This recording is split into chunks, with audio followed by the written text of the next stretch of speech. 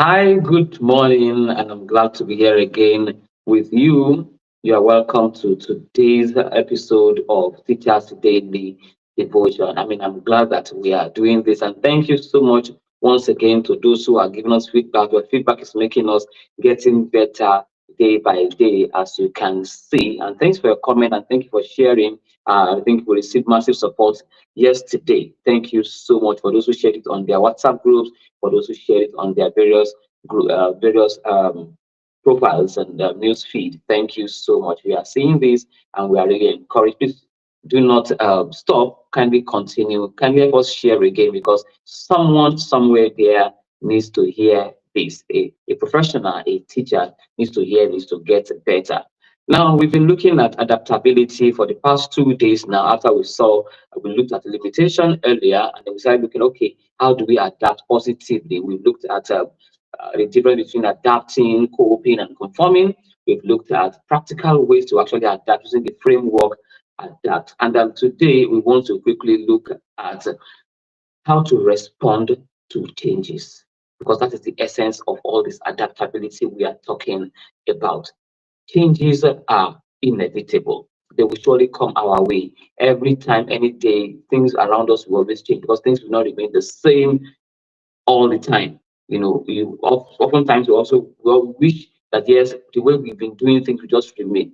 But at the end of the day, we're not going to have any form of innovation. It's because somebody just want to change the way things are done. That is why we have all these creative innovations around us. And if that's the case, then we need to be prepared to respond to change in a very positive way. And that is what we want to look at today. How do we respond to changes around us? So there are three things I've come up with. What do you call it now? Three F's. Okay, three F's to responding to change. The first F is fight. The second one is follow, and the third one is flee. And I'm going to be taking them one by one. Fight, follow, and flee. Okay, you may not know what they mean. The first one is this: anytime anything is introduced newly to you, especially things that will change the way you've been doing things, naturally, the first thing you want to do is to resist it, and it's normal. There is nothing wrong with you when you resist any change. You are just being human. Everybody will resist it. Okay, I will. Anytime I've been doing things and I've been getting results in this particular way, nothing is said to be wrong with the way I've been doing my thing. Nothing is wrong with you typing your lesson note, or probably let's say writing your lesson plan with your own. Nothing is really wrong with it anyway. But somebody is saying no, we all need to type it now, probably to make it later. And then no, we are not going to be using Microsoft Word anymore. We do need your head. We just prompt AI very well. Things are changing. And then of course the first reaction is that you want to resist. You are just okay. All right, there's nothing wrong with you. Because at times it is always good to always have your say. If you cannot have your way, then you can have your say. And that is the essence of the first F. You fight. Okay. And at times when you fight and then you bring out your own strong point too, people may listen to you and feel like, okay, this changes we are bringing, can we adjust it in this particular way? And everybody will be happy. So when you see any change around you and you want to resist, please do not desist from that. Kindly resist, okay, but positively. You can fight it. Bring out your reason, okay? Do not be reasonable. Bring out your reason. That's the first response. It is natural. You are normal, okay? Fight stage is one. And the second one is when you fight and you discover that you are not winning and you're not getting it, you don't want to start causing chaos in the organization. So I think the next thing you are supposed to do is to then follow. Now, there are two ways to following. Okay, you may want to follow dogmatically. Okay, this is how we should do it. No problem. Typical of most of us, right?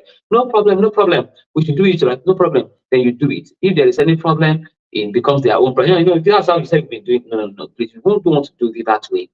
Your fault. You've brought out your own points. Okay, you do not have your way, but remember you have your say. So then follow. How do you follow? Internalize these changes. Ask yourself, okay, we've been asked to do it this particular way. How can I domesticate it? How can I internalize it? Breathing into it and bringing out my value into it. I remember introducing a way of writing lesson plan in an organization in a school, and then some vice principals were felt that no. But after a while, after much argument, they felt, okay, this is fantastic. We've been doing it this way, but we love the angle you are bringing it, and then everybody breathes into it, and it's becoming something that everybody is accepting. So you want to breathe into that, and then see it from a very unique perspective. Still the same change, but you are owning it. Okay, at that time you are relaxed, then you are already adapting positively. But if you follow dogmatically, you are going to fizzle your own growth also. And remember, you are talking about growth mindset here now, where you believe that you can learn from every situation. So the first one, you would have fought it, that is fight stage.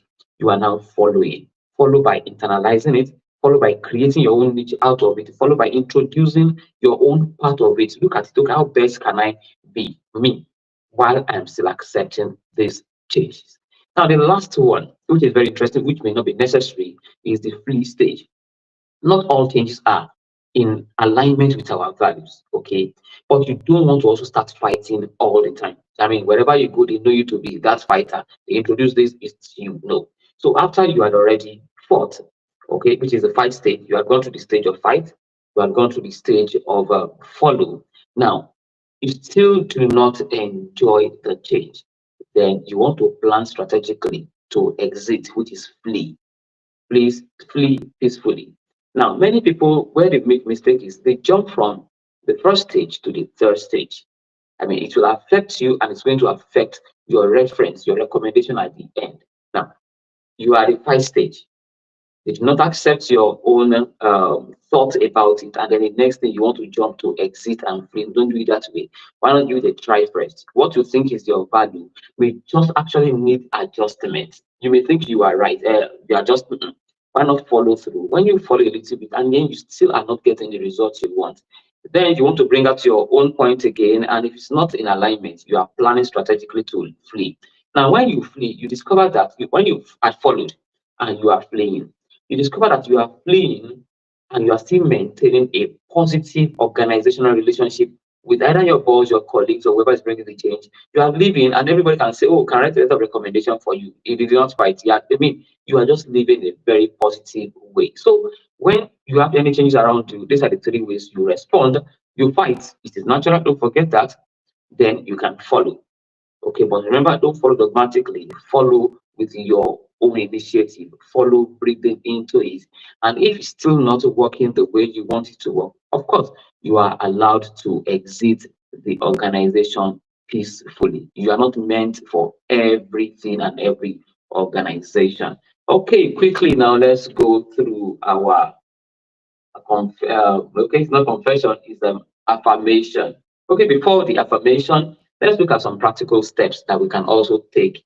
Yes, in the call to action, practical step we can take. Ask yourself this question: what stage am I in my organization?